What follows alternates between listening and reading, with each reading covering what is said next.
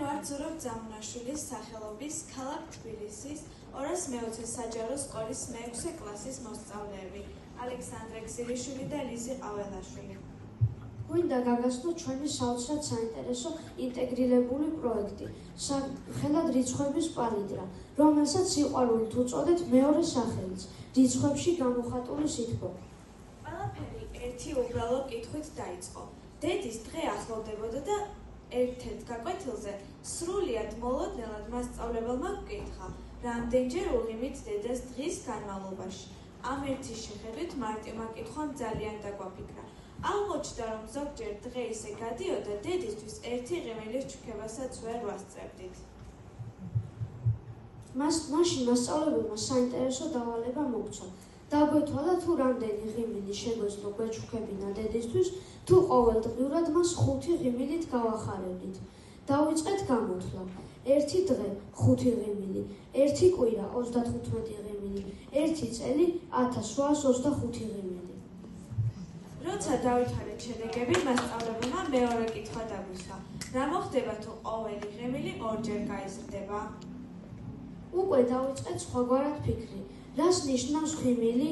არის ის უბრალოდ სახის მიმიკა, თუ შეიძლება გახდეს რიცხვებში გარდაქმნილი სითბოს, სიყვარულისა და მადლიერების გამოხატვა?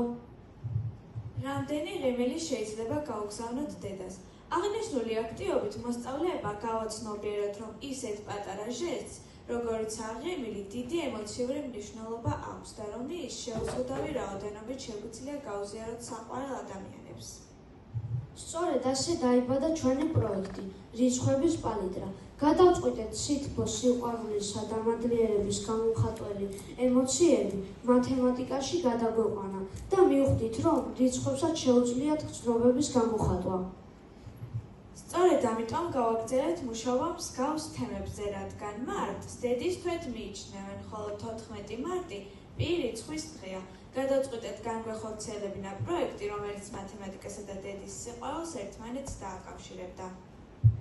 ეს ყოველივე კი წიგნში გავაერთიანეთ. წიგნში, რომელშიც სითბოს, სიყვარულსა და მადლიერებას მოიცავს.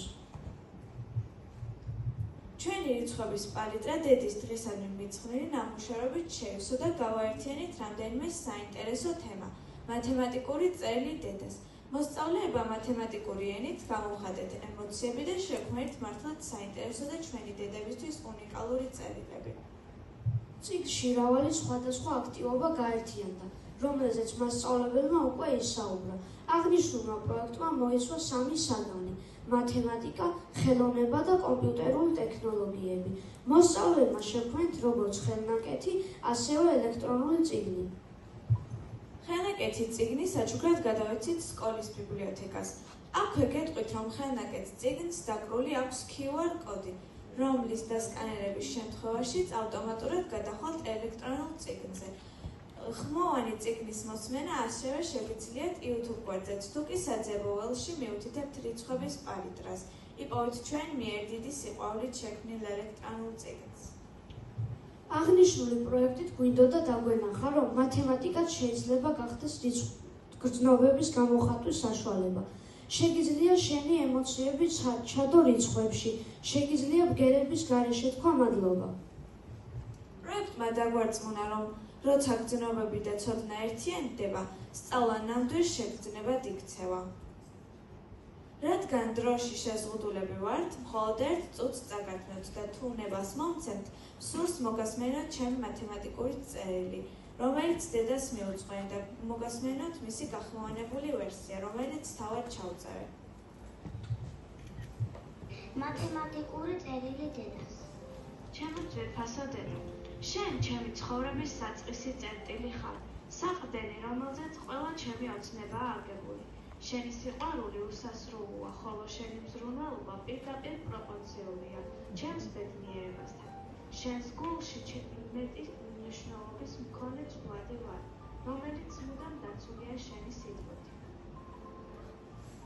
შენი მოთმინება ისეთივე სტაბილურია, როგორც პირ, არასდროს მთავრდება. შენი კეთილშობილება კი პოზიტიური რიცხვების მსგავსია, ყოველთვის იმატებს. ყველა ჩემი წარმატება პროცენტულად შენ სიყვარულს ეკუთვნის, რადგან შენ მასწავლე როგორ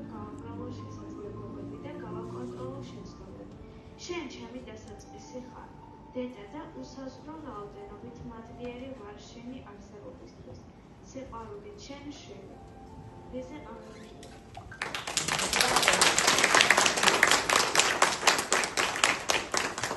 წიგნის პრეზენტაცია საზეიმოდ მოვაწყეთ, საგანგებოდ მორთულ სასკოლო დარბაზში, რომელსაც ესწრებოდა როგორც მშობლები, ასევე სასკოლო საზოგადოების წევრები. ბევრი მშობლისგან, მასწავლებლისგან და თანატოლისგან მივიღეთ საკმაოდ ემოციური უკავშირი. მაგრამ პროექტი რიცხვების პალიტრა არ იყო ერთადერთი შემთხვევა, როდესაც გრძნობები მათემატიკას დაუკავშირეთ. ერთი განსაკუთრებული დღეც გვახსოვს. ეს იყო მათემატიკის გამოცდის დღე. ბუნებრივია გამოცდის დროს ყველა ვნერვიულობდით, ვღელავდით, ვემზადებოდით. გამოცდამდე მართლაც ბევრი ვიშრომეთ, ვისწავლეთ, ერთმანეთი გავამხნევეთ, შევქმნით ჯგუფები, სადაც მოსწავლეები თავად ვეხმარებოდით თანაკლასელებს. გამოცდის დღესაც დილიდანვე შევიკრიბეთ. ვცდილობდით ყველაფრის გადამეორება მოგვესწრო, მაგრამ როცა მერხებთან დავსხედით, ტესტების ნაცვლად წერილი დახვდა. წელი ჩვენი მასწავლებლისგან. ეს იყო წელი ჩვენი პირველი მასწავლებლისგან.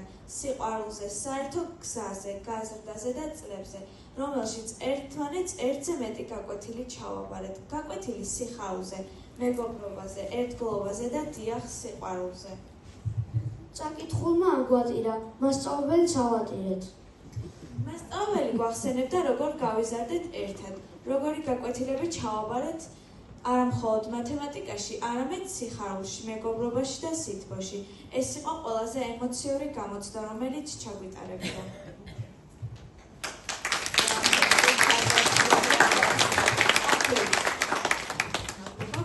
აქვე მინდა გაგიზიაროთ წერილი, რომელიც მეხუთე კლასელებს გამოცდის დღეს დავახვედრებ. წერილის მიზანი იყო, რომ მოსწავლეებს თავი ეკეცნოთ დაფასებულად, მიღებულად, არა მხოლოდ მისწავლებ, არამედ როგორც პიროვნებამ, ადამიანმა. მინდა თავადაც დაფიქრდნენ ურთიერთობებზე, სიყვარულზე, თუ რა შეუძლია ერთ თუნდაც თბილ სიტყვას.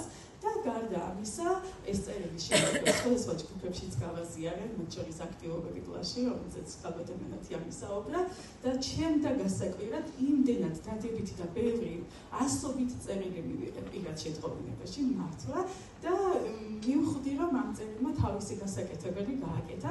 თქვენი ვინებართვით ეხლა წავიკითხავ ამ წერილს. ჩემო ძვირფასო, შემთვის ეს პატარა წერილი დიდ გზას მიუყვება. გზას, რომელიც 5 წლის წინ დაიწყო, პირველი სასკოლო ზარით, პირველი გაკვეთილით. მახსოვს ის დღე, როცა ხელი ჩაგკიდე, შენს თვალებში შიშისა და ცნობის მოყვარეობის ნაზავი ჩანდა. დაახლოებელცა გიყურებ, იცი როგორი მზერა გაქვს, გაბედული, დამოუკიდებელი და მნათობი. მე მგონი ფაქტის სახეზია. ამ წლების განმავლობაში ბევრი რამ ვისწავლეთ ერთად, ხან გაჯერვებით, ხან იოლად, მაგრამ ყოველთვის ერთად.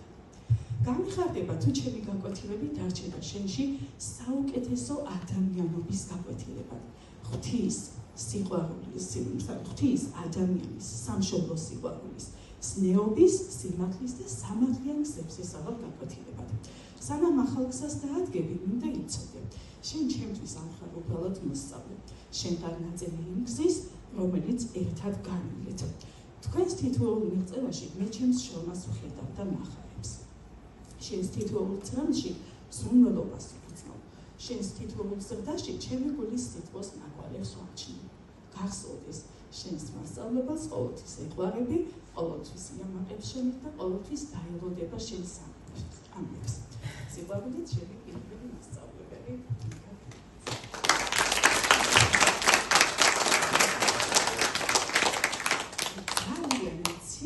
მონაკვეთი მინდა წაგიკითხოთ, როდესაც ბავშვებმა ეს წერილი წაგიკითხოთ, არა ჩვენოთ უკაცრავად, როდესაც ბავშვებმა ეს წერილი ნახეს.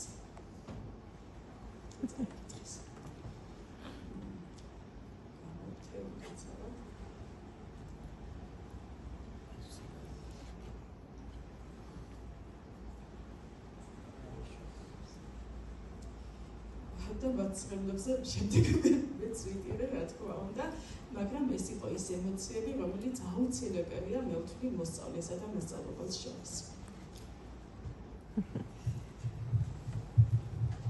დასასრულს კი გსურს ყველა მოსწავლეს უთხრათ, ნუ შეგეშინდებათ რიცხვების, რადგან ისინი არა მარტო მათემატიკის, არამედ გულის ენად შეიძლება გახდეს. გაბედით აზრის სხვაგანად გამოხატვა. გამოიყენეთ თქვენი ცოდნას სიყვარულის გადმოსაცემად. მადლობას ვუხდით ჩვენს მათემატიკის მასწავლებელს, ინგა ქლივაძესა და ხელოვნების პედაგოგს ინგა მარიამ ქოროღლიძეს, რომლებსაც დაგვინახეს არა მხოლოდ როგორც მოსწავლეები, არამედ როგორც შემოქმედები. და მადლობა დღევანდელი დღის ორგანიზატორებს, რომ მიგვიღეთ ამ დიდ კონფერენციაზე, ეს ჩვენთვის დიდი პატივია.